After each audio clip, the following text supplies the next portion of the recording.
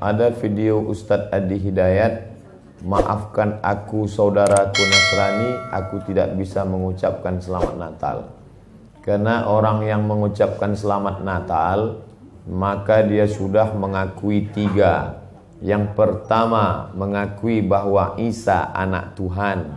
Yang kedua, mengakui bahwa Isa lahir 25 Desember. Yang ketiga, mengakui bahwa Isa mati di palang salib. Ketiga-tiga ini dibantah oleh Al-Quran. Bahwa Isa anak Tuhan dibantah. Laqad kafaral ladzina qalu innallaha salisu salasah. Kafirlah orang yang mengatakan Isa Trinitas dan anak Tuhan.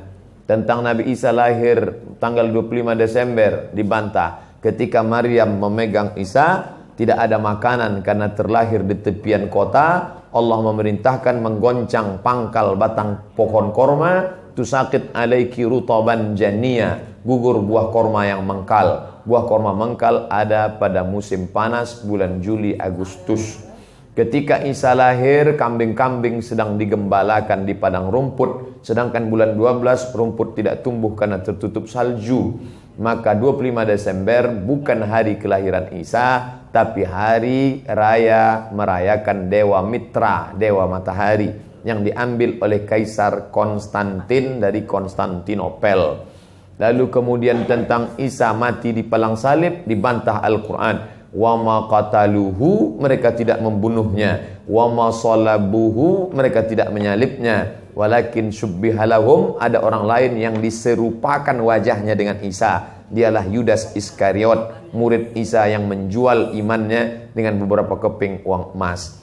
Saya punya kawan Kristen Masehi, tapi dalam masalah hubungan baik, masalah ngasih makanan, masalah beri pakaian, oke. Tapi kalau sudah terkait dengan akidah, wala ana abidu ma'abadtum wala antum abiduna ma'abud lakum dinukum waliyadin. Tentang masalah tahun baru, apakah 1 Januari itu bersih, tidak ada hubung kait dengan agama? Maka tidak benar. 1 Januari 2018 Masehi, seolah-olah Masehi terkait dengan Al-Masih Isa alaihissalam. Itu kalender dibuat oleh Kaisar Julian dari Romawi kuno. Kaisar Julian membuat kalender, maka dibuat nama dia Kaisar Julian, maka disebut Julian kalender. Lalu kemudian Julian kalender dibawa ke Vatikan, dirobah oleh Kaisar Raja Pendeta Paus Vatikan bernama Paus Gregorius. Maka sampai sekarang disebut dia dengan Gregorian kalender.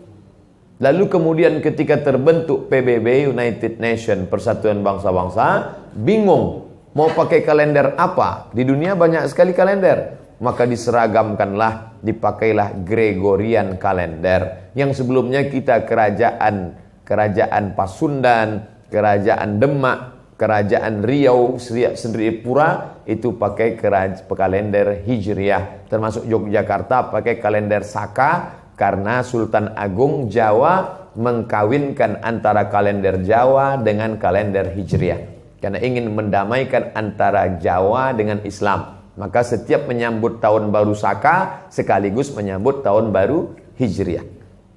Kalender Masehi muncul belakangan, tidak tepat penisbatannya kepada Al-Masih karena Isa tidak tahu menahu tentang itu. Itu murni diambil oleh Kaisar Gregorius yang diambilnya ke Vatikan menjadi Gregorian kalender. Jadi kita menyatakan tahun baru, betul tahun baru, tapi tahun baru Romawi.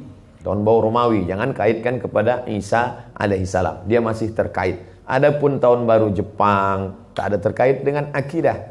Nah ini tahun kalender yang baru. Tidak meyakini bahwa dengan kalender yang baru ini nasib berubah menjadi baru. Siapa yang asap malam itu paling banyak mengepul ke atas, maka rezekinya yang paling murah. Lalu membakar ayam sampai 2000 ekor.